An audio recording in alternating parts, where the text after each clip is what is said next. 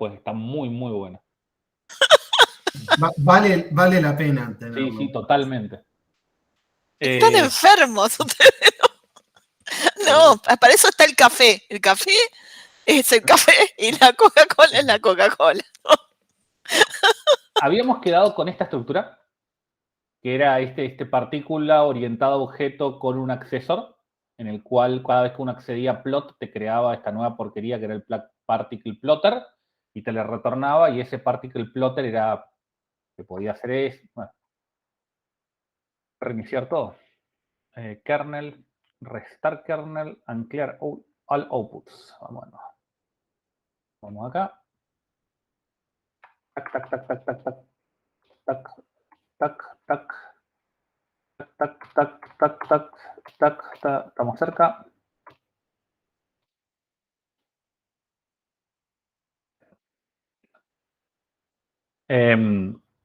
Y uno podía acceder así al plot, plotearlo ahí, o podía hacer plot punto, el otro, scatter xbin, qué sé yo, y andaba. Y el xbin no me están dando por algún motivo, pero no importa. Debe ser porque la paleta está muy clarita y hay muy pocos puntos para... Pero anda, el punto es que anda. ¿Cómo se prueba? Bueno, este es el objeto de este particle op. En realidad lo que vamos a probar va a ser esto, el particle plotter, este acceso. ¿Cómo se prueba? Bueno, perdón, esto lo escribí pero muy apurado, así que debe estar plagado de errores ortográficos, pero no importa. El testing se lleva adelante utilizando lo que sea que están ocupando, en este caso Matplotlib. Si usan Bokeh tienen que proveerle una infraestructura de testing o les va a costar. Va a costar un rato hacerlo, si no. Matplotlib en particular ofrece 2 o 3 decoradores para testing. El que nos interesa, que es el más útil, es este. Check figures equal. Un decorador. Uno decora el test con esto. ¿Qué hace el decorador? Bueno, primero que nada prueba en 3 formatos. PNG, PDF y SVG. Inyecta 2 figuras como fixture al test. O sea, a tu test le llegan 2 parámetros más. Además de los fixtures que uno quiere ocupar, que son figtest y figref. Se supone que el usuario crea ejes en la figura de testeo, plotea contra su infraestructura que haya construido, y esa figura queda creada con esos ejes, obviamente. Después uno crea ejes en la figura de referencia, plotea a mano, o sea, reproduce manualmente el plot que uno pretende que salga al llamar lo que uno programó, y ahí lo deja. Automáticamente el decorador escribe las 2 figuras disco en una carpeta que se llama result image, eso va al gitignore, tiene una infraestructura en la cual te muestra esta imagen es de este test en esta función, así hace toda la estructurita. Y por último lo que hace es compara píxel a píxel las imágenes. Y si el test falla, te crea una imagen de diferencia de píxeles, donde te pone todo en negro donde no falló y en blanco donde hay diferencias. Directamente. Eso cómo se ve programando, es una pavada. Es así. Uno importa, check figures equal, decora. Yo por el momento le puse PNG, no es este que vamos a correr porque no se puede correr adentro de Jupyter porque esto trata de encontrar el nombre del archivo donde está parado y el Jupyter Notebook estás corriendo en el Dunder main y eso no es un nombre válido, así que hay fallas. Tiene que estar dentro de un archivo propiamente dicho que está acá en test particle plot. Ya les muestro. ¿Qué hace este test particle OP, scatter hist? Todo eso se llama el test. Bueno, al decorarlo con este check figures equal, recibe las 2 figuras como dije. Se llaman así. ¿Qué hay que hacer? Bueno, creamos esta partícula trucha, creo un eje con esta figura y le digo, bueno, che partícula, el plot hace el scatter hist contra este eje. Pim. Ahora, eso es lo que uno está probando. Ahora, vos tenés que decirle, se supone que me tiene que dar esta otra imagen. ¿Cómo haces? Y la vuelves a escribir a mano. De la figura de referencia, creas un eje y haces lo que se supone que tiene que hacer. Fíjense que acá es el is2d. Le digo que el fondo tiene que ser gris sí o sí, porque es el valor por defecto que tiene que ser gris. Y por último, hace un scatter arriba del mismo eje. Eso es exactamente lo que tiene. Ya voy a abrir este ahora. Vamos a Ahí estará la forma, Fede, si querés usar Bobcat Sí, estaba viendo eso. De esta porquería. Vamos a ver acá. Fíjense, o sea, el test completo tiene el importator, todo, tiene toda la parte, el particle plotter, y fíjense que el scatterist lo que hace es, bueno, si no tiene el eje, lo pasa a sacar uno por parámetro, hace todas las cosas. Si no tiene un default del fondo, le pone gris, todo ese tipo de cosas que lo habíamos visto en la clase anterior. Y esencialmente, si uno lo dejara fijo, serían estas 3 líneas. Esto lo que hace es un montón de orquestación para dejarle un poco más de flexibilidad al usuario. Y acá abajo de todo está el test particles Sarasa, que es lo mismo de antes. Si yo corro estos tests, voy a agrandar esto va, creo que pasa todo. Pasa directamente. Voy a abrir el test. Está en plot, test particle plot. Fíjense que, por cierto, voy a abrir también una carpeta.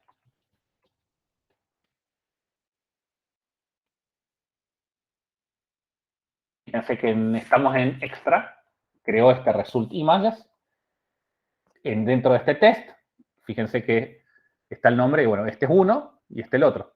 Son iguales. Directamente. Y ahora, ¿qué pasa si yo le digo, no, pará, yo quiero que además mi test, voy a editarlo, estaba en este, voy a hacer que además mi test es este es el editable, sí. Quiero pretender que tenga un título que diga scattergist, ponele. Bueno, entonces, si yo pretendo eso, tengo que, en el gráfico esperado, decir spaxe.set, voy a andar más todavía, set title scattergist. Si yo hago eso y vuelvo a correr los tests, que tienen que estar ahí, para correr los tests, voy a cerrar todo lo que está al pedo. Este no, este no, este no. Ahí está. ¿Lo había puesto bien? Sí, no. Qué moco. Lo que hice fue que grabé, no lo llegué a grabar y lo cerré en el... A ver, ahí está, sí, lo grabé. ¿Listo? Vamos a ver, ahora sí corro de nuevo los tests que están en... acá. Corro de nuevo los tests. Allá. Lo que me dice la salida es... donde estaba la salida te dice Image Comparison Failure. Te dice bla. Acá fíjate que acá tenés la salida del PNG, acá el esperado del PNG y esta es la diferencia.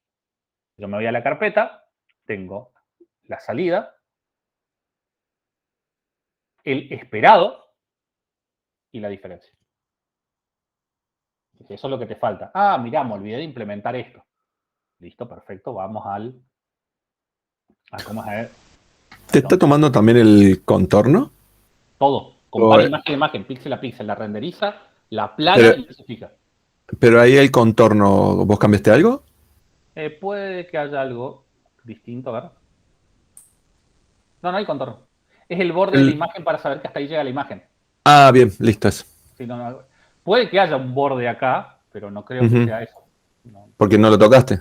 Por eso digo. No toqué para nada. Voy a donde mierda había puesto acá, bueno. En mi implementación, vamos a directamente copiar esto de acá. En mi implementación, pego esto acá. Ahora si vuelvo a correr los tests, acá, todo debería volver a pasar. Si vos querés probar en las 3 formatos, uno es sacar esto, o poner PNG, PDF y SVG. Si yo hago esto, ahora en vez de haber un plot, hay un test, hay 3 tests. Si lo pongo -b, fíjense que es PNG, PDF y SVG. Dios sabrá por qué aparecen negrita.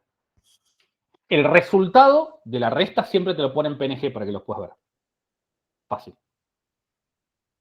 Eso es... Hay veces que te saltea alguno de los tests en la conversión. El SVG a veces. Si te pone a ese de skip porque no sabe cómo convertir. Sí, tenés que tener, creo que usa Inkscape para renderizar o algo por el estilo por atrás. O sea, tenés que tener toda la infraestructura armada. Pues por ahí te dice no lo sé hacer, no sé hacer o sea, creo que PNG y PDF sí lo sabe hacer, que son...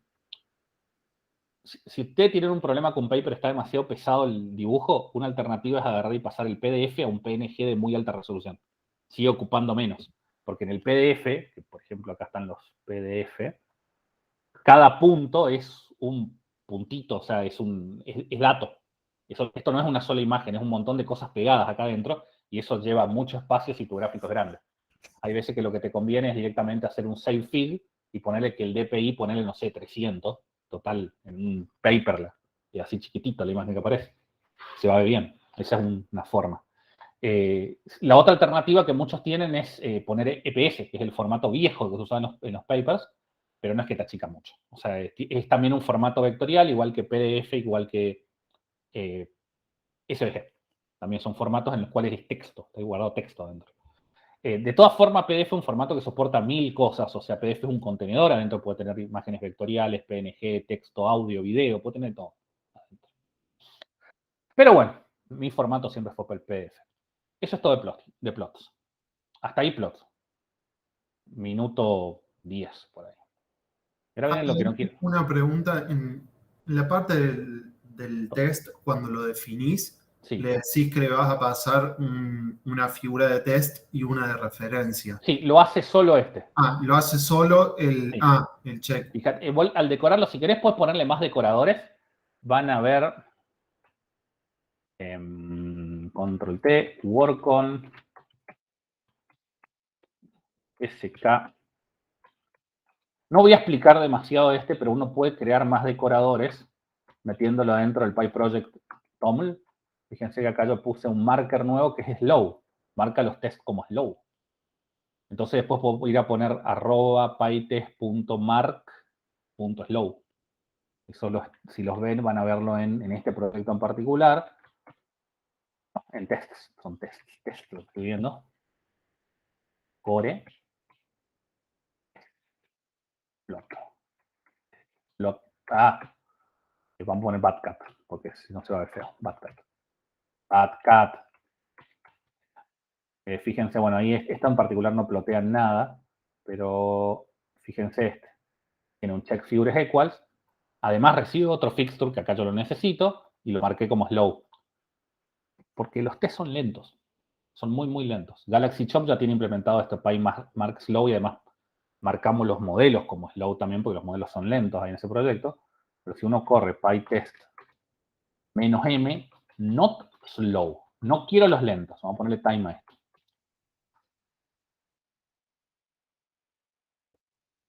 Son 254 rápidos y tardó 4 segundos. Si yo pongo, ahora quiero correr solo los slow, empieza los plots, fue derecho. Son 42 solamente. Son 212 corroto, ahora son 42. Mi computadora está sangrando porque está haciendo escritura a disco a lo loco. Hay un par más de funciones. Bueno, ahí terminé, tardó 21 segundos. Por eso que yo le decía, no pongan test de entrada, porque pongan plot de entrada, porque desarrollar contra plot es lento, es tremendamente lento. Si querés garantizar que está todo andando bien. Hasta ahí plot. Eso es todo lo que hay. Hay un par de funciones más, como por ejemplo que vos podés versionar figuras y decir, quiero que siempre se parezca a esta. También hay un par de funciones más, entran en la documentación de Matplotlib, creo que son 3 funciones como mucho. Ponele. Usan Seaborn. Seaborn y Matplotlib son lo mismo, al final del día. Si usa Pandas, es lo mismo. Si usan Bokeh, no tengo la más pálida idea. Hablé con uno de los autores de Bokeh, le dije si tenía ganas de una charla en la materia y se nos terminaron las clases. Pasó eso. O sea, no tengo espacio para darle tiempo. Damián vive en Córdoba, por cierto. También hablé con el autor de Spider, si quería dar una charla, y también se me terminaron las clases. Fue... ¿Dónde viejo? Carlos vive en Bogotá, si mal no recuerdo. En fin, volviendo a último tema oficial de la materia, C. Bueno, vamos a empezar con la de recomendación. Todo acá apesta. O sea, que totalmente claro que esto es horrible. Por si fuera poco, no soy bueno en C. No soy bueno como para dar un curso de posgrado en C. Para eso lo tenemos el polaco. Acá, el polaco sabe. Sí, polaco vos sabés. Pero no pagó un curso. Bueno, ahora sabe para un curso. El tema es que, excepto que tengas tu código hecho en C, hay lenguajes como NIM, hoy por hoy, que se pueden implementar muy fácilmente en Python. Será para, capaz que un seminario, después aviso en todo caso, language. Y esto es igual de performante que C en cuestiones de velocidad y manejo de memoria. Y fíjense lo que es el código.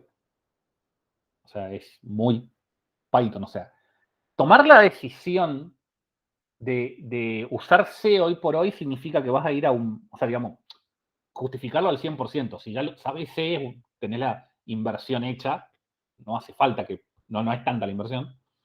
Pero yo voy a hacer un sistema embebido para los que sean electrónicos, tiene sentido usar C, antes que assembler, es mejor, digamos, tenés for loops. Bueno, capaz que hoy por ahí con un macro assembler bueno también haces cosas lindas. Yo prefiero assembler a C, a mí me gusta mucho más assembler que C. También te sirve por si tenés que manejar memoria muy, muy en detalle. NIM también te lo permite. Python, si indagas un poco, también te lo permite, pero es muy antinatural. O sea, se vuelve, es decir, me voy a C, o sea, estoy renegando al pedo, básicamente. Pero por lo demás, o sea, no hay motivos razonables para decir, voy a agarrar un proyecto gigante y arrancarlo en C, excepto que tenga un fundamento técnico muy, o ya sepa C y no sepa otra cosa. Eso también es válido. Porque, de nuevo, el aprender es algo que lleva tiempo. Esencialmente, Python maneja dos formas de interactuar con C. Una es dos formas oficiales. Después tenés Cython. Cuando vos haces código Fortran, también estás interactuando con C, porque el GCC lo primero que hace es traducir a la representación intermedia de, o sea, Gfortran traduce a la representación intermedia de GCC y ahí compila. Es lo mismo. No hay compiladores de Fortran puros hoy por hoy. Ya eso es algo que no tiene sentido tener algo de bajo nivel puro. Tampoco de C puro no hay. Uno hace algo intermedio. Pero oficiales hay dos. C-types o programar Python en C. Es hacer una extensión. O sea, hacer código Python válido en C. O sea, cómo lo entiende la máquina virtual a nivel C directamente. ¿Cuál es más fácil? La segunda. C-types es... ¿Alguien en el pasado muy, muy lejano programó en Visual Basic? ¿Hay alguno? Levante la mano. Ah, bueno. Visual Basic tenía esas cosas hermosas de que vos hacías algo fácil y era tan fácil, pero tan fácil. Vos decías, le voy a cambiar este color. Ah, no, tomate un curso de matemática avanzada cuántica porque no lo va a entender. Era imposible de golpe. C-Type pasa igual.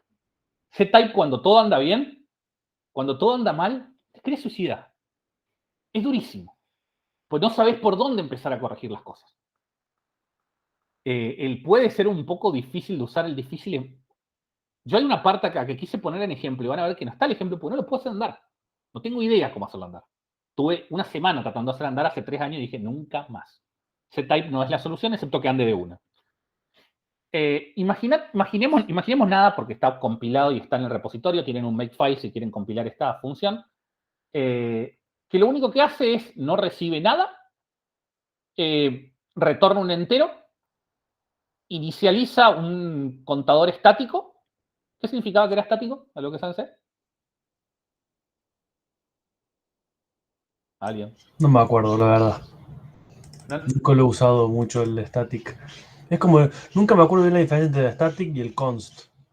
Porque son dos cosas... Creo que Es una memoria interna de la función. se vea solo dentro de la función y si vos declarás static void o static int, es que esa función vacía o entera la vas a poder llamar solo desde ese módulo y no lo va a ver otro módulo externo. Tal. Bueno, incrementa el contador y lo retorna. O sea, vos le llamás varias veces y te devuelve un número tras otro.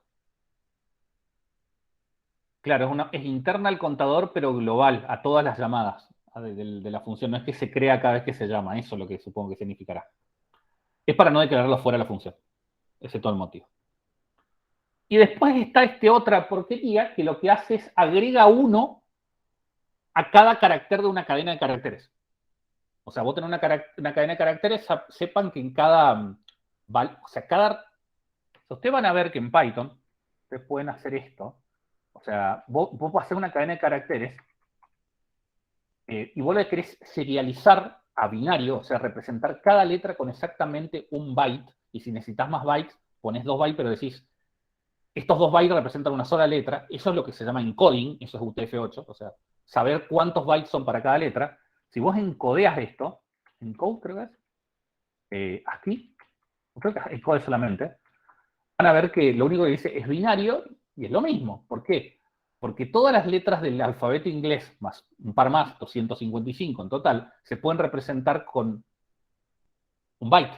El problema es cuando metes una ñ, la ñ en ASCII, que es un byte por letra, necesita más. Porque no está en el ASCII. El ASCII soporta 255 símbolos y son 255 símbolos porque son 8 bytes. 8 bytes del 0 al 1, el número más chico que puede representar es el 0000, y el más, no, 000 y el más grande 255. Porque así funcionan las matemáticas. Pero cada uno de estos caracteres, por ejemplo, si yo lo veo en binario, eso no es el B en binario, se va a ver como una B, pero en realidad es el número que representa la B y que cuando se imprime en pantalla aparece la B. O sea, creo que se puede poner binario, era 0x, 222, una cosa así, ¿se puede hacer? No, había una forma de poner en binario. ¿Era 0? ¿Ponían 0? No me acuerdo cómo era para poner binario.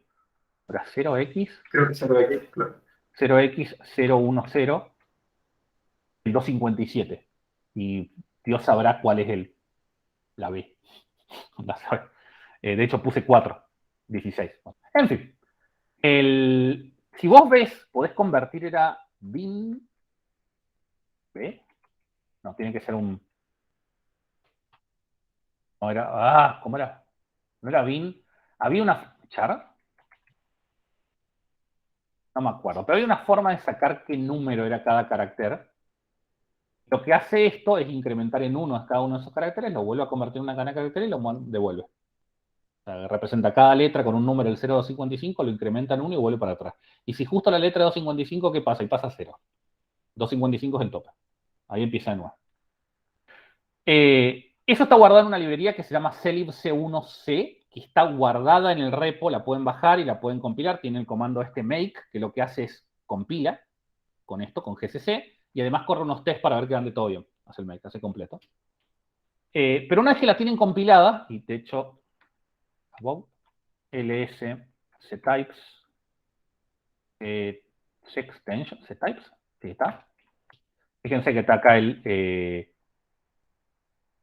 esto creo que simplemente tiene el mismo código que le voy a mostrar ahora, no recuerdo bien. Acá está el C, esto es el compilado, y una vez que enlazado queda este libcelib1so sarasa. Eso es lo que uno termina diciendo. Envolveme esta porquería llena de bytes, que como son bytes de C, del lenguaje compilado C, vos podés interpretarlo. Eso es lo que se llama algo que es binario compatible. O sea, a diferencia de la mayoría de las cosas que estamos diseñando nosotros, son API compatibles. O sea, para programación esto es binario compatible. Metelo dentro de estos objetos CDLL, que es era C, la D no me acuerdo, Dynamic Linker Loader, creo que una cosa por el estilo significa, y guárdalo como libc. Y eso es todo y ya anda. Voy accediendo a C. Ventajas que tiene en C, no estás atado al GIL. ¿Se acuerdan cuando les dije que el tema del GIL, esto que levantás 2 threads, y esos threads no pueden levantarse al mismo tiempo porque un proceso bloquea al otro, un thread bloquea al otro dentro de Python? Bueno, si ustedes corren en multithreading, muchas cosas en C, las cosas C están fuera de Python. Pueden correr en paralelo tranquilamente y Python nunca se va a enterar, con muy poca memoria. Y es el mayor problema de usar procesos. La otra que tiene un problema esto. Es que las cadenas en Python son inmutables. Esto respecto a la siguiente función, a la que incrementaba uno, creo que sí, esto lo llamo un montón de veces, hace lo que tiene que hacer. La que incrementaba un número en cada letra y la retornaba como cadena de caracteres, las cadenas son inmutables en Python. Entonces, si yo corro esto, fíjense que por lo que retorna, a ver, esta cadena, que uno espera que se modifique in place, como estaba escrito el código antes, fíjense que uno recibe el input y modifica en el input, porque las cadenas en C son, por empezar, que no son cadenas, son una red de caracteres. Se puede modificar in place. En Python no, las cadenas son inmutables. Todos los lenguajes tienen cadenas inmutables. No, Ruby las cadenas son mutables, pero imagínense, ¿se acuerdan de este problema que no se podía poner valores por defectos en las funciones que sean mutables? Imagínense si las cadenas fueran mutables. Tenemos un problemita. Esto no anda. El punto está en que en realidad internamente ctypes lo que hace es agarra estos objetos Python, que ya lo vamos a ver a nivel C, a esos objetos Python, y los convierte a alguna otra cosa antes de pasarle a la función C realmente. Entonces, esa cadena que le llega a la función C sí se modifica, pero está en otro lugar de memoria. No tiene la misma identidad desde el punto de vista objeto. Entonces hay que hacer unas trampitas.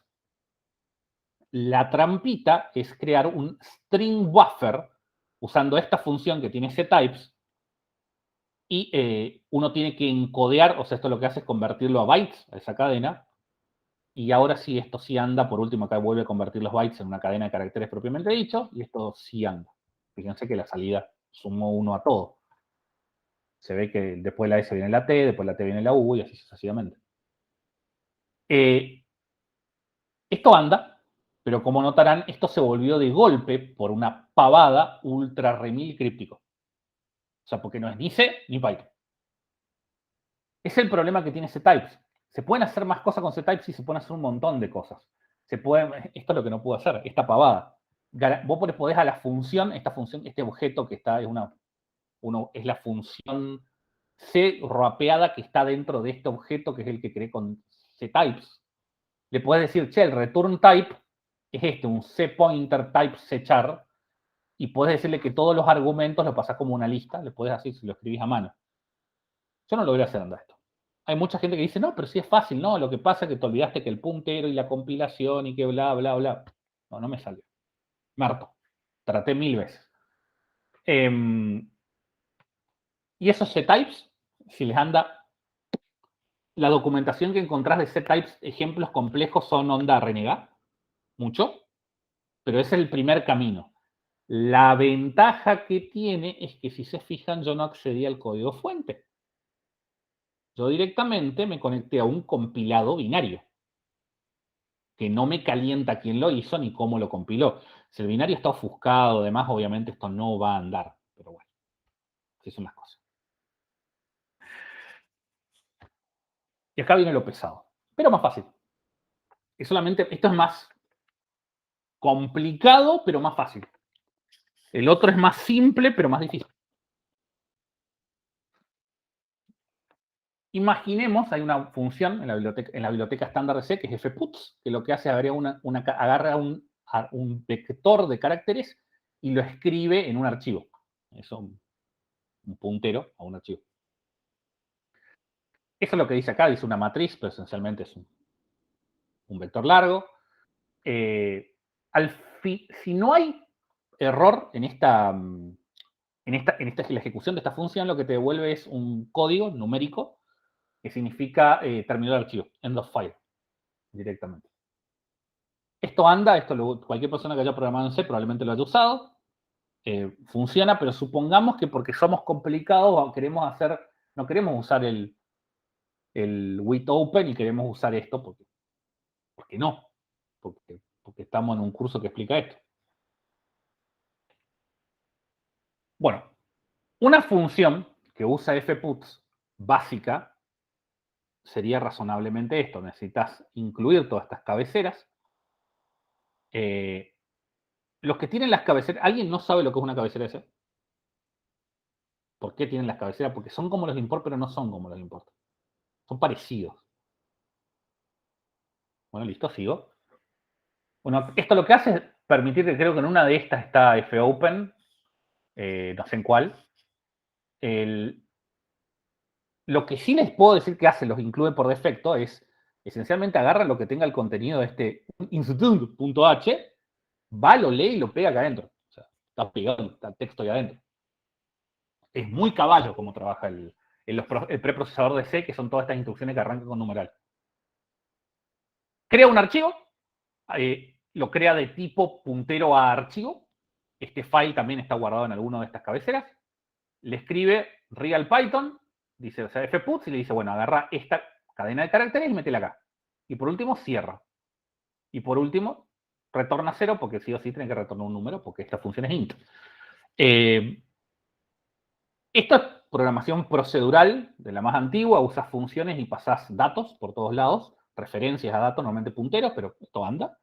Y anda perfecto, esto funciona. Pero yo quiero hacer lo mismo de Python. ¿Cómo se hace? Bueno, primero que nada, la función básica pasa a ser eso. Voy a agrandarlo. Prefiero agrandarlo y después leemos lo de abajo, porque no me acuerdo de todo lo que está acá.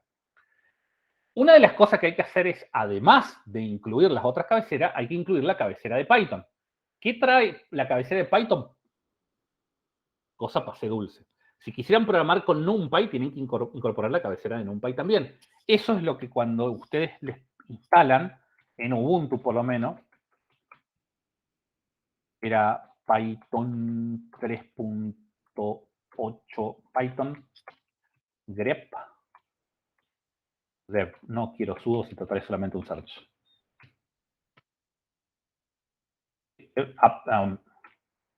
Hice mal. Bueno. apt search Python grep. ¿Qué está pasando? Tengo mal el search. Todas estas que dicen, por ejemplo, Python 3.9, bueno, son las cabeceras. Esto es lo que bajas el .h de Python en particular. Hay un montón de cuestiones acá, pero son eso. Esencialmente está el de Python 3, que creo por defecto viene en Python 3.9 en mi sistema operativo, y de TT 3.10, 3.11. Interesante. Está este 3.11. Y trae, entre otras cosas, lo más importante de todo, el PyObject. PyObject, desde el punto de vista de C, es el objeto padre de cualquier cosa Python. Porque acá viene un tema. Por más que vamos a programar en C, que no es orientado a objeto, vamos a hacer C orientado a objeto. Porque así son las cosas. No es muy distinto trabajar con cualquier tipo de puntero, que esto lo que está diciendo es, che, voy a retornar un objeto tipo PyObject. Esto quiere decir que es un puntero, un tipo PyObject. Dios sabrá y me pueden contar los expertos en C por qué el asterisco se pone acá y no pegado a este lado. Pero esto dice la buena práctica. Supongo que por querer decir, ojo, esta función devuelve punteros. Supongo que viene por ese lado, pero poner el puntero acá o ponerlo de este lado es lo mismo. Pegado al tipo. En realidad creo que la sintaxis que uno tiene que leer ahí es Python. PyObject, espacio, asterisco, espacio, método fput. Pero se escribe así.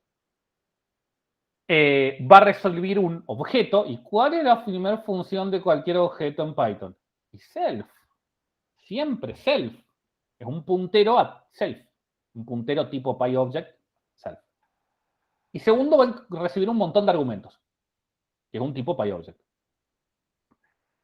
Acá lo que crea es dos punteros a string, y uno string y otro file name, los dos tipos carácter, los setea en nulo. Empieza cuántos bytes se van a copiar. Arranca en -1, para decir no está inicializado, se le ocurrió poner -1, el que hizo el ejemplo este, ni me acuerdo dónde saqué, está al final la referencia. Y ahora hay que, esto que viene acá viene con dos parámetros. ¿Qué hay que escribir y dónde lo hay que escribir? El string para escribir y el string con el path a donde hay que escribir. Entonces acá lo que está diciendo es, che, hay este pyarg parse tuple, viene adentro de python.h, Dios sabrá dónde está. Si usted abre en el python.h, lo que tiene es un montón de python.h y eso está dividido bien en partecitas. Agarra este args en el cual yo digo, che, mira, lo que te voy a pasar acá es un tipo PyObject, pero yo sé que en realidad es un objeto tipo tupla de Python. O sea, confía en mí. Y lo que va a tener adentro van a ser dos strings. Por eso SS. Y esos dos strings quiero que los guardes en estos punteros, en estos lugares de memoria. El ampersand de acá lo que está diciendo es, no agarres lo que está apuntando, sino agarra y copia la dirección de memoria y pasáselo a la función. Si esto no falla, continúa, si no retorna null, y internamente eso te trata como una excepción, se encarga de hacerlo el intérprete Python que importa esto. Eso lo único que hicimos fue entender dos caracteres texto, hasta acá. ¿Y cuántas más de estas funciones hay? 6, creo que. Así que esto es el nivel más bajo todavía. Porque hay que replicar toda esta funcionalidad de crear objetos, instanciarlos, que estén adentro de un módulo, todo hay que replicarlo. Una vez que tenemos eso, podemos hacer el fopen, fputs, fclose, y esto tiene que retornar un objeto tipo PyObject. Entonces, estos bytes que vienen son bytes de C, no enteros de Python. Pero un entero de C, no un entero de Python. Entonces hay que agarrar este entero y wrapearlo con este constructorcito que es pylong from long. O sea, que dice, creamos un objeto tipo long, que son los enteros de Python, desde un long de C. Antes, si usted pone en pyint from long, creo que solo andaba en Python 2, porque antes había diferencia en sys. No sé si vieron esto, pero Python 2. Yo ponía, por ejemplo, el 1 es un 1, pero si le ponía un 1 con muchos ceros, creo que eso es suficiente. Le pone una L al final, ¿se fijan? Porque antes había diferencia entre números muy grandes y números más chicos. Y sí, si pongo algo así, a 1, entiende que es un long. Así es conversión. Ahora es todo long y chau, por internamente. Y eso hace lo que uno quiere para Python. ¿Y esto funciona? Por supuesto que no. Esto no anda. ¿Cómo va a andar esto? Falta todo. Esto no está en ningún módulo. Esto no está documentado. Esto no sabe nada, sabe todavía. Hay que documentarlo, hay que poner todo. No anda. Pero decir, no, bueno, pero la documentación es opcional. No. La documentación no es opcional. Se carga un valor por defecto. Si ustedes cargan en cualquier cosa.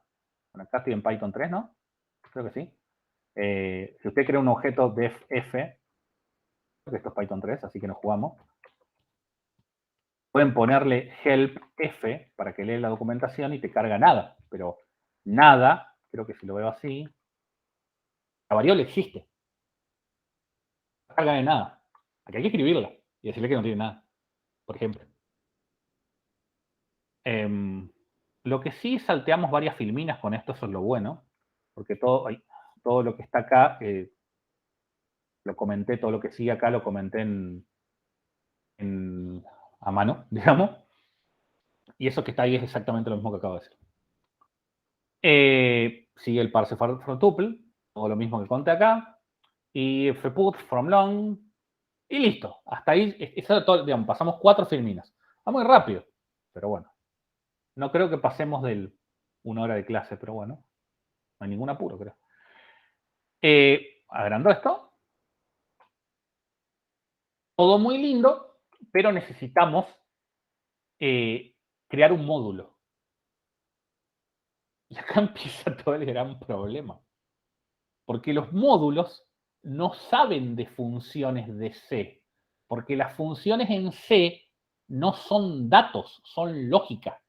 Tiene una diferencia clara de que algo es dato y que algo es lógica. Está separada esa diferencia en C. O sea, a nadie se le ocurre, o sea, estoy hablando de, o sea, conceptualmente los datos son lógica y la lógica son datos, y vamos a verlo muy en detalle en la clase que sigue. Si bien eso es cierto, porque todo esencialmente es un árbol que se resuelve de lógica, pero desde el punto de vista C, para cualquiera que haya programado C, una función no es dato, es una función, no se pueden pasar funciones como parámetro. No a priori, por lo menos. Sí se puede, pero no a priori. C te permite volarte el pie si tenés gana, y C++ te lo permite hacerlo más fácil. Pero entonces yo tengo que agarrar y crear un objeto tipo módulo y decirle, toma, estas son las funciones. ¿Cómo cuerno le digo, toma, estas son las funciones? No puedo. Entonces hay que crear una matriz, un array de funciones para el módulo. Eso es lo que hay que hacer. Entonces voy a decir, bueno, voy a crear un tipo PyMethodDef, definiciones de método. Y se va a llamar así y va a ser tipo array, que esto es un puntero a punteros, eso es lo que está diciendo. Y acá digo, bueno, la primera función de mi módulo se va a llamar fputs, esta va a ser lo que se va a llamar. Esto es una constante que se importa desde Python.h, no me acuerdo bien qué significa, espero que esté en las slides, si no está en las slides porque no es tan importante, y se copia y se pega y ya está. Met_var_args, no, esto significa que le puedes pasar argumentos variables, se le puedes pasar varios argumentos. Y acaban los argumentos, claramente. Y por último, la documentación. Y siempre cierra con un null, null, 0, null. Siempre es el último que tenés que poner. Pero siempre. Está. Termina ahí. Y ahora vamos a hacer el módulo, propiamente dicho, que es una definición de un módulo que se va a llamar fputs module, para C se va a llamar así. Esto se pone siempre, es la inicialización del módulo, es un montón de flags. El módulo se va a llamar fputs, adentro va a tener una función que se llama fputs, pero como un módulo es un objeto, por eso se refiere a métodos. Los módulos Python son objetos, entonces las funciones adentro de un módulo en realidad también son métodos, no objetos. Porque aunque no quieras, adentro de cualquier función, por ejemplo, acá no estoy adentro de ningún lado y sin embargo tengo estados. Tengo cosas, no falló, significa que esto anda. Si pongo name. Tengo estado, CTA. Hay un self medio implícito acá. La documentación del módulo, no me acuerdo, sinceramente, espero que esté en la documentación más abajo. Y acá, todos los métodos que quiero que tenga mi módulo. Python. Vamos a achicarnos. Vamos a ver si acá dice algo que nos sirve. Bueno, acá está. Metvargs indica que la función aceptará dos argumentos del tipo PyObject. Self es el objeto del módulo, args es una tuple que contiene los argumentos de la función, con descomprimibles con pyar parse tuple. Listo. La cadena al final es el docstring. ¿Estamos? Esto es así. ¿Por qué? Porque esto es programar Python desde C. Punto. El head init. Es la clase base del módulo. Estás heredando. Eso estás haciendo ahí. Cuando estás creando. fput, cadena menos 1. Esto era la cantidad de memoria. Ni me lo iba a acordar. Si vos podés saber de antemano, sobre todo hay un tipo de paralelismo que va a existir recién en Python 3.11. Se va a hacer problema si se da este curso para dentro de 2 años. Hay un tipo de paralelismo que se llama subintérpretes, que no vienen al caso, no los entiendo bien, así que no me lo voy a poner a explicar, y ese menos 1 hubiera que cambiar si querés implementar cosas con subintérpretes, que es un tipo de paralelismo en particular. Y por último, la tabla de métodos, pero si no, eso va a menos 1 y punto. O sea, para todo lo que quieran implementar algo con C, caso del polaco, menos 1 va ahí y chao, se terminó. Pero eso creó la clase del módulo, ahora hay que instanciarlo. Porque vos no podés andar con clase, tenés que instanciar esas cosas. Y para eso hay que hacer esta función PyModInit, que lo que único que hace es retorna este módulo creates y le pone o sea, creamos un módulo apuntando, copialo de acá, sería, que es el nombre que le habíamos dado a esa definición del módulo. Y bueno, ahí dice qué más hace, pero lo que hace esencialmente es crear un módulo y lo retorna. Y esto es todo lo que hacen en conjunto. Cuando uno importa un módulo, el intérprete de Python lo que hace es inicializa todas las funcionalidades y cuando uno llama, va buscando a través de todo este árbol hasta que llega a la función que uno quiere ejecutar realmente. Esta en realidad, este método fputs es en realidad el final nuestro, porque esto ya está de lado totalmente el que programó C. Este es el camino de los datos, completo. Y si uno quiere compilar eso, ¿puede hacerlo con un makefile? Por supuesto que no. Tienes que meterlo en un setup.py. Si no, o sea, vas a poder hacerlo desde C, pero vas a tener un lindo makefile para hacerlo. Más vale hacer un makefile que llame el setup. Es lo más fácil. Esto está así porque está complicado nada más, pero esto se podría.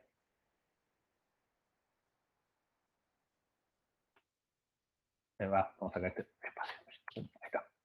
Sí, bueno, que mira, desde el disk útil o setup tools, acá es lo mismo. Voy a crear una extensión fputs y apuntarle a este fputs-module.c, que eso internamente tiene por con cd unidad 5, cd extensions. Está compilado, ya lo compilé porque no iba a ponerme a pifiarla ahora. Vamos a poner g fputs-module.c. Acá está todo. Está completo, toda la definición. Y acá hay una parte que tiene excepciones también, que eso viene unas slides más adelante. Cómo se hacen excepciones. Desde el lado ese. Ya les muestro un detalle. Esto es el setup.py. Fíjense que el xmodule dice extension fputs, fmodule.c. Hay Sarasa, nada más. Y el compilado es este acá que se ve, es el SO. Que supongo que acá hay módulos con código objeto.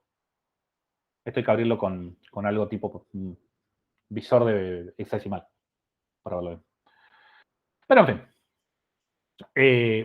Están los comandos que hay que ejecutar. Esto se copia y se pega. Uno lo hace en memoria. Puede poner pip install -e punto y hace todo esto solo, sin ningún problema. Puede determinar qué compilador va a ocuparlo cambiando la variable de entorno. Así como CC, como compilador de C voy a usar GCC y Sarasa. Si querés usar, poner Clang. Creo que anda, no me acuerdo. Prueben, porque le interesa. Pero esto, fíjense, la documentación aparece acá abajo. Puts module, por acá está la documentación. String from module, Sarasa, acá está. Python interface, esta es la documentación del módulo. Ahora si ejecuto la documentación de la función, te dice Python interface Sarasa. Y si hago esto y leo la salida, funciona. Esto anda perfecto. ¿Veis? Chácate. A ver, ¿lo hice bien? Vamos a poner cambiarlo por Sarasa.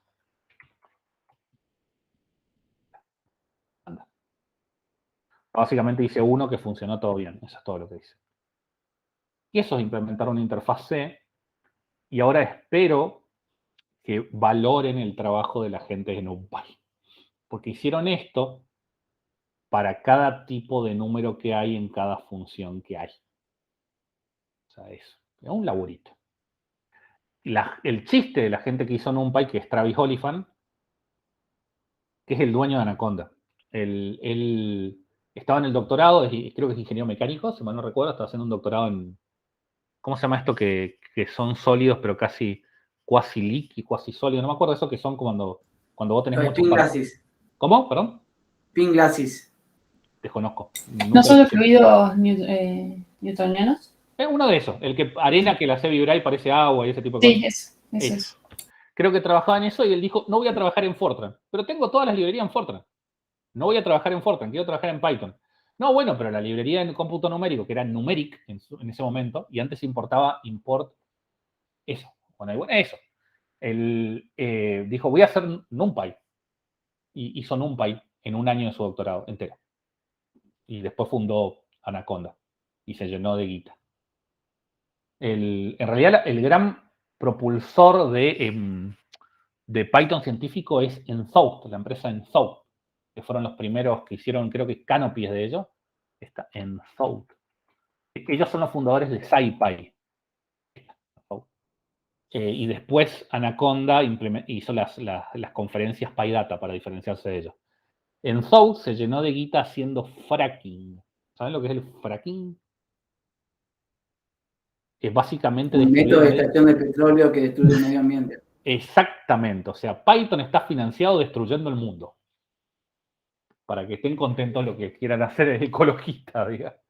Vos lo que haces es básicamente dinamitar pozos y, claro, inyectás agua, además, y el agua se te llena de gas. Busca en video, hay gente que le prende fuego a la canilla, al agua de la canilla, porque viene mezclada con gas. Fabuloso. En fin. Esto anda. Gracias, fracking. Y si querés lanzar excepciones, esto es algo bastante útil, porque vos querés informar algo falló a nivel C. Es razonable. Es recontra razonable. Y acá hay un tema. Vos querés Vos cuando programás, no importa, esto es algo que van a estar todos de acuerdo, no importa que les guste algún tema o no de la materia. Vos querés tener control en un solo lugar de las cosas. No querés tener las cosas esparramadas por todos lados.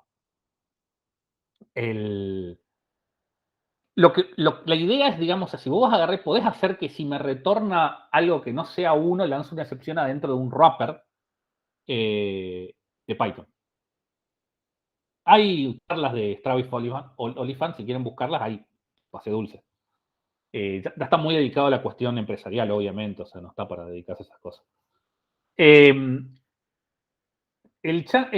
Bueno, si uno quiere hacer excepciones, estaría piola que vos puedas controlar en el momento donde se lanza la excepción, poner ahí, no andar retornando un INI, acordate de modificarlo. Si el IN cambia después que eso sea un tipo de excepción o otro, no. Mejor la declarás ahí y se terminó.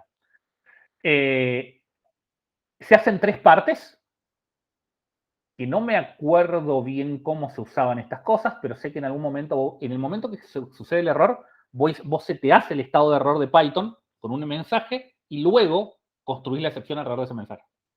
El punto es que cuando uno lo ve en código es un poco más fácil. Acá, por ejemplo, lo que hace es, si el resultado de esto es menor que 0, si la longitud, esto es la longitud de la cadena de caracteres que le pasaron para grabar, es menor o igual que 0, setea el estado del intérprete de Python a, che, esto no anda, y lo setea como un value error. Que hay un error de valor, y esto es lo que pasó. Frena la función, todo el resto está igual, y el raiceo de la excepción realmente se hace en el PyInit fput, por acá. Acá crea uno el módulo, y acá uno crea una nueva excepción, que es string to short error, que es del tipo PyObject. Dice, quiero una nueva excepción, que se va a ver así desde el lado Python, y no sé qué va acá. No tengo idea. Por último, lo que uno hace es, che, a este módulo agregamos un objeto. ¿Y cuál es el módulo? Este que lo creamos acá arriba, es el PyMódulo del fputs. Creale un objeto con este nombre y enchúfalo. De ahí en adelante, uno puede hacer directamente, en vez de usar el value error, puede decir, no, string to short error. Y anda así, si uno crea una excepción custom. Este ejemplo de acá era con una excepción value error. Y ahí termino. ¿Entienden por qué no quería mostrarles C? Supongo que la gente que vio C dice, no es tan difícil, es lógico, si querés representar lo mismo del otro lado, pero esencialmente tenés un montón de problemas, porque además tenés que llenar de documentación que es código y tenés que documentar tu código después. Y testearlo. Y para vos es más fácil, en vez de agarrar lo que tenías en C y empezar a documentarlo, así como decís, intentar hacerlo en Python con un poquitito de cada cual. Si ya tenés algo, tratá de no hacerlo de nuevo, es buena idea. De todas formas, en Python tenés ese comando extern que te permite importar el punto H de C directamente y continuás. O sea, si ustedes me preguntan, por ejemplo, caso de Bogema, caso del polaco y demás, ¿qué les conviene? Hacer un wrapper en Python. Es como mucho, mucho más fácil. O sea, porque te ahorra... O sea, ¿qué te ahorra Python a diferencia de esto? Te ahorra orquestación. Porque en realidad, estamos por acá. ¿Lo tenía abierto? ¿Era este? Mirá.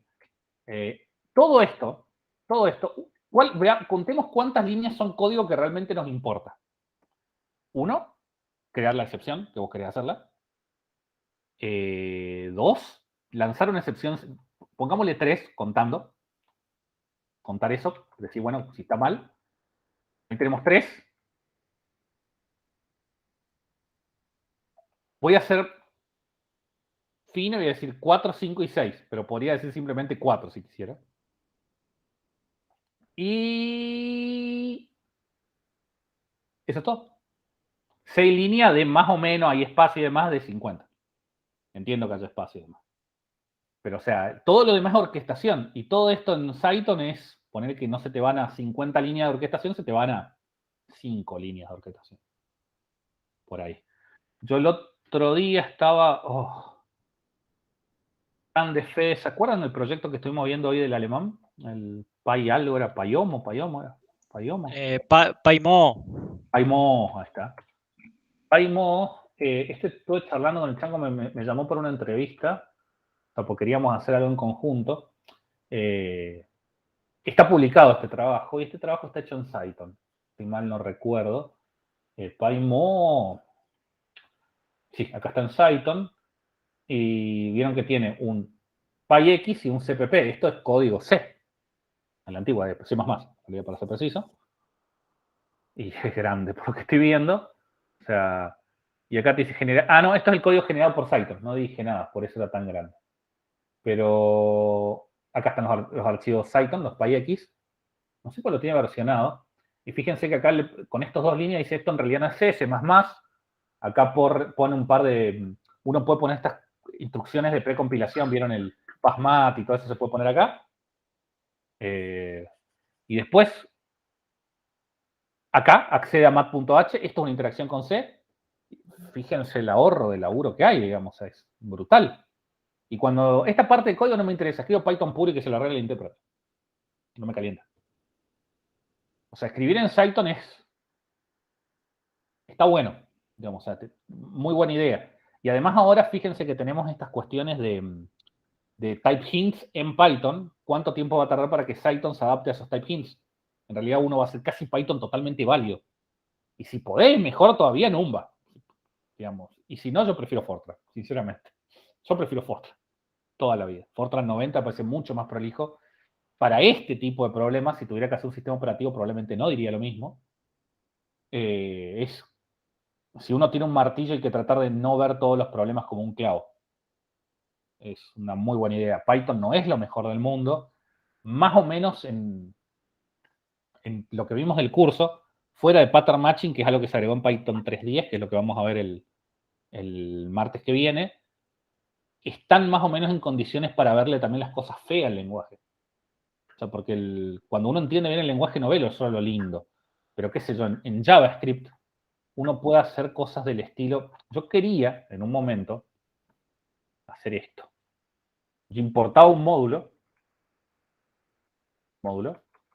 Este módulo yo decía está incompleto. Y yo lo que quería hacer era crear un objeto. Vamos a hacerlo más fácil todavía. Un objeto igual a object. Y yo quería hacer algo como esto. Objeto punto, esta función, quiero que sea igual a esta función. Traza. Y escribo acá. Esto no se puede hacer en Python. Este código es totalmente inválido. No tiene ningún sentido. No puedo decirle, che, declara esta función adentro de este objeto. No tiene sentido. En JavaScript sí, podés hacer eso. No hay ningún problema en hacer eso. ¿Cuál sería el approach de Python? Python te da un approach más de este estilo. Agarrá esto y metelo ahí adentro. Sería más la lógica. Pero en JavaScript, si vos te vas abremos cualquier consola JavaScript, inspect. Si vos apretas inspect, acá tenés una máquina virtual de JavaScript. Console. Bueno, clear. ¿Dónde voy a clear? Acá. Vos haces cualquier objeto, llamémosle A, un objeto en JavaScript ASB, podés crearlo simplemente como eso es un objeto válido, y podés decir A.b igual a function, y esto retorna hacia un console.log Sarasa. Punto y coma, el punto y coma es opcional, puedo hacer A.b ahora, y esto anda directamente. O sea, depende de los lenguajes, tenés algunas cosas que se pueden expresar mejor de una forma o la otra.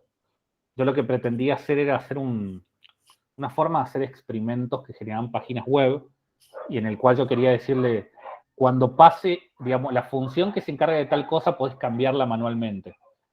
Y era útil para expresarle esa solución a un problema, a un tipo de usuario en particular. Qué sé yo, por ejemplo, ahora estuvo el FEN, el Trinity no estuvo, pero estamos cerrando un proyecto del año pasado que se llama Galaxy Shop, que se encarga de la descomposición dinámica de galaxia. Y de golpe nos dimos cuenta de que la mayoría de los papers que hay del tema con esta herramienta se vuelven triviales. Se vuelve trivial hacer este tipo de paper ahora. o por lo menos, o sea, digamos, hicimos un proyecto en el cual vos podés expresar tan fácilmente lo que quieres hacer en el paper que con 5 líneas de código lo haces. No hay ningún problema. Y si quiero un plot de esto, quiero un plot de esto, quiero un plot de aquello.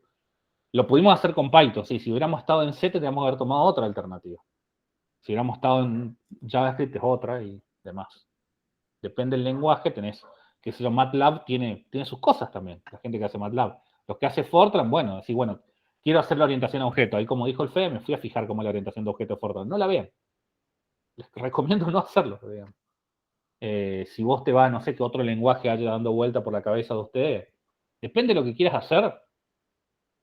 Si vos querés mantener alto paralelismo y controlar para dónde va todas las cosas, bla, bla, bla, y probablemente C++ sea una mejor alternativa. ¿Viste? O sea, depende. No se casen con nada. Estos son todos juguetes. Es como volverse fanático de una marca de destornilladores. Digo, gollete. Pero bueno, ya de C no hay más nada. El resto es a renegar. Cada uno hará lo que quiera. Bien, Juan. Ahora que terminaste esto de la parte de bajo nivel, pregunta que todavía no me cierra. La parte de testing. Sí. Si vos rapeás C o Fortran o lo que sea, ¿los test los escribís en el lenguaje C nativo? ¿En Fortran o C? ¿O en Python? Python. De hecho, si hay una técnica, y esto me corro de Python. Me corro totalmente de Python. Hay gente que hace herramientas en C y las prueba en Python. Así, pero, o sea, onda, hago la estructura que pruebe el código C directamente. O sea, es un approach, y de hecho hay librerías enteras que son agnósticas al lenguaje. Directamente. Igual, o sea, vos tenés framework de testing muy buenos para todos los lenguajes. O sea, si vos tenés un lenguaje que no tiene un framework de testing, váyanse de ahí. O sea, no se trata de una cuestión de que quieran testear o no, les parezca correcto testear o no, sino de una cuestión de que el ecosistema está incompleto. O sea, si le falta testing, le va a faltar más cosas. Directamente. Pero, ¿se puede? Yo lo que trato de ponerme en la cabeza, o sea, ahora también me salgo del rol de ingeniero, yo trato de ponerme en la cabeza mi trabajo es publicar. O sea, mi trabajo es hacer ciencia, no hacer código. Trato de aprovechar y tengo esta filosofía de que porquería que programo, porquería que publico, pero no, mi trabajo es hacer ciencia. O sea, me pagan por hacer hoy por hoy una mezcla de astronomía y cuestiones con satélite, digamos. Pero para eso me pagan. ¿Alguna otra pregunta? Sí, Juan. ¿Hay código que no tenga implementado lo testeo o que no lo tenga pensado implementar a futuro? Sí, código malo. Está lleno. Digo, pero me refiero a de lo que podamos llegar a usar o se nos ocurra usar. No. Que tenga algo de historia. Todo lo que está bien usado a nivel mercado científico está todo testeado. O sea, considera que la mayoría de estas herramientas hoy por hoy las mantiene Google, la mantiene Facebook, qué sé yo, que es una librería que es muy, muy bajo nivel, que creo que la usamos todos, es esta LibBLAS, la LibLaPack, la Linear Algebra Package, toda esa librería. Si vos querés optimizarlas, a ver si tengo, a ver, era LibBLAS. Pasa que también hay muchas implementaciones de LibBLAS, porque tenés la LibBLAS de GNU, la LibBLAS de así. Estará acá. LibBLAS, bueno, para optimizar vos necesitas hacer testing. Sí o sí. Implícita o explícitamente. Porque vos querés ver que todo siga dando igual que antes. O sea, ¿qué te cuesta hacer la función que lo pruebe solo? No te cuesta nada. Pero no sé si están por en algún lugar. Tienen que haber acá tenés la PAC, por ejemplo, también. Te vas a otra. ¿Dónde estará el contributors? Tiene que haber hoy por hoy tiene que estar ¿cómo se llama? Un repo de esto en algún lugar. A ver. Control F. Repository. Acá está, mirá. Don't forget to check our get the current and fixes ISO sin problem. Reference la PAC, esta es. ¿Code? Ya veo que acá no hay code. Lo tenías más arriba del otro. No Mira, importa. testing. Tenés un montón de testeos, supongo que estos sean fixers y demás. O sea, no... qué sé yo qué cuerno habrá acá. Esto está en Fortran, pero bueno. Es que no tiene sentido. O sea, si tenés algo muy grande para construir, no hacer testing es como perder el tiempo a propósito. O sea, acá no es tan común, pero vos podés tener puestos de investigador y de postdoc y demás en Estados Unidos, en Europa, en el cual tu trabajo es trabajar manteniendo una librería o haciendo una librería, que no es muy distinto a hacer por ejemplo, si vos tenés que montar un telescopio en el caso de nuestra área o montar algún tipo de experimento, o sea, eso es normal, digamos, es común. Yo lo que a veces veo, a ver si tengo, a ver, ya les muestro. Esto es algo que me llama, no sé si alguno está suscrito a la lista a ver, era Office. La gente de Scikit-Learn hace horas de horario de consulta. Te dice, mira, yo voy a estar conectado de tal fecha a tal fecha, Central European Time, así que es casi, creo que es Greenwich más 1 hora, más 2 horas, algo así por el estilo. Y acá te dice, conectate acá y te doy soporte. Digamos, porque esto es producto de INRIA, o sea, Scikit-Learn es de INRIA. Bueno, vamos a sacar este para acá, ¿no? INRIA. Que Argentina no tiene INRIA, pero bueno, es lo mismo. Es un instituto como un CONICET solo de informática. Solo de informática. Acá se abrió uno el año pasado. Anunciaron que iban a hacer algo parecido. Y Chile tiene INRIA, por ejemplo.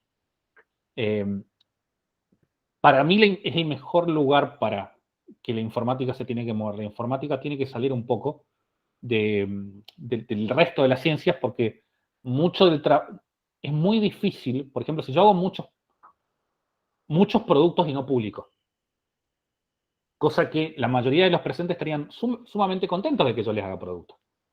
Pero CONICET me va a decir, pero vos no sos CPA, vos sos investigador. Y no te voy a dar el aumento y yo voy a seguir cobrando como investigador asistente durante N cantidad de años. Lo mismo pasa al revés, pero cuando estamos en esta cuestión en la cual capaz que a muchos de ustedes les interesa hacer esta cuestión de desarrollar un producto al lado de un paper, por algo llegaron hasta este momento, está bueno poder tener un lugar en el cual uno se puede mover libremente. O sea, fíjense que acá tienen hasta lenguajes de programación, tienen 1000 cosas. INRIA tiene 1000 trillones de cosas. Lenguajes muy poderosos como Faro son de ellos. A ver si Faro, un lenguaje Smalltalk. O sea, voy a decir, bueno, pero Smalltalk, esto es un editor de Smalltalk. No, eso es Smalltalk. En Smalltalk el editor es parte del lenguaje. No existe el código fuente en Smalltalk, por ejemplo. Todo es un pedazo de memoria. Porque Smalltalk es muy orientado a objetos. Muy. Entonces no puede existir texto. No tiene sentido. Pero hay de todo, digamos. O sea, fíjense acá dice INRIA, chiquitito. Todo. Pero para mí es, digamos, un lugar adecuado hacer el instituto. Estamos haciendo un esfuerzo de abrir institutos así como más de informática vinculado a todo. Porque si no, bueno, cada uno se va por su lado. ¿Más preguntas?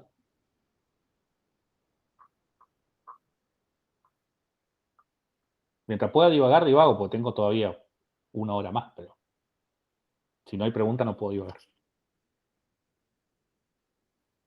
Bueno, no quieren que divague. Dejo de grabar. Dejo de presentar. Detener grabación. Bueno, clase que viene